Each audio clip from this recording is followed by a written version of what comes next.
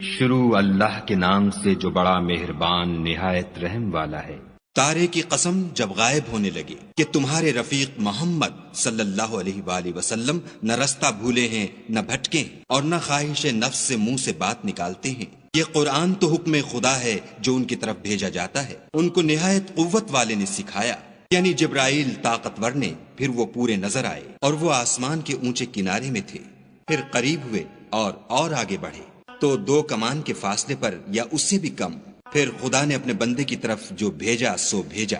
جو کچھ انہوں نے دیکھا ان کے دل نے اس کو جھوٹ نہ جانا۔ کیا جو کچھ وہ دیکھتے ہیں تم اس میں ان سے جھگڑتے ہو؟ اور انہوں نے اس کو ایک اور بار بھی دیکھا ہے، پرلی حد کی بیری کے پاس، اسی کے پاس رہنے کی بہشت ہے، جبکہ اس بیری پر چھا رہا تھا جو چھا رہا تھا۔ ان کی آنکھ نہ تو اور طرف مائل ہوئی اور نہ حد سے آگے بڑھی۔ انہوں نے اپنے پروردگار کی قدرت کی کتنی ہی بڑی بڑی نشانیاں دیکھیں۔ بھلا تم لوگوں نے لات اور عزا کو دیکھا اور تیسرے منات کو کہ یہ بت کہیں خدا ہو سکتے ہیں؟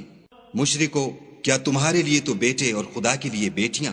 یہ تقسیم تو بہت بے انصافی کی ہے۔ وہ تو صرف نام ہی نام ہیں جو تم نے اور تمہارے باپ دادا نے گھڑ لیے ہیں، خدا نے تو ان کی کوئی سند نازل نہیں کی۔ یہ لوگ محض ظن فاسد اور خواہشات نفس کے پیچھے چل رہے ہیں، حالانکہ ان کے پروردگار کی طرف سے ان کے پاس ہدایت آ چکی ہے۔ کیا جس چیز کی انسان آرزو کرتا ہے وہ اسے ضرور ملتی ہے؟ آخرت اور دنیا تو خدا ہی کے ہاتھ میں ہے، اور آسمانوں میں بہت سے فرشتے ہیں جن کی سفارش کچھ بھی فائدہ نہیں دیتی مگر اس وقت کہ خدا جس کے لیے چاہے اجازت بخشے اور سفارش پسند کرے۔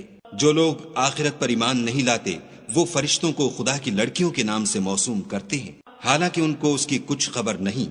وہ صرف ظن پر چلتے ہیں اور ظن یقین کے مقابلے میں کچھ کام نہیں آتا۔ تو جو ہماری یاد سے روگردانی کرے اور صرف دنیا ہی کی زندگی کا خواہاں ہو اس سے تم بھی منہ پھیر لو۔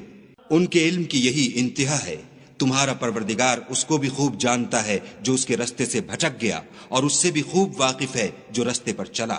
اور جو کچھ آسمانوں میں ہے اور جو کچھ زمین میں ہے سب خدا ہی کا ہے، اور اس نے خلقت کو اس لیے پیدا کیا ہے کہ جن لوگوں نے برے کام کیے ان کو ان کے اعمال کا برا بدلہ دے، اور جنہوں نے نیکیاں کی ان کو نیک بدلہ دے۔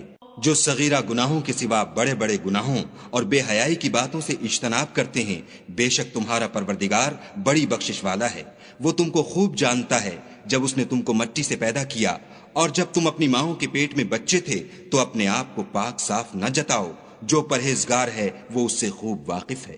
بھلا تم نے اس شخص کو دیکھا جس نے منہ پھیر لیا اور تھوڑا سا دیا پھر ہاتھ روک لیا؟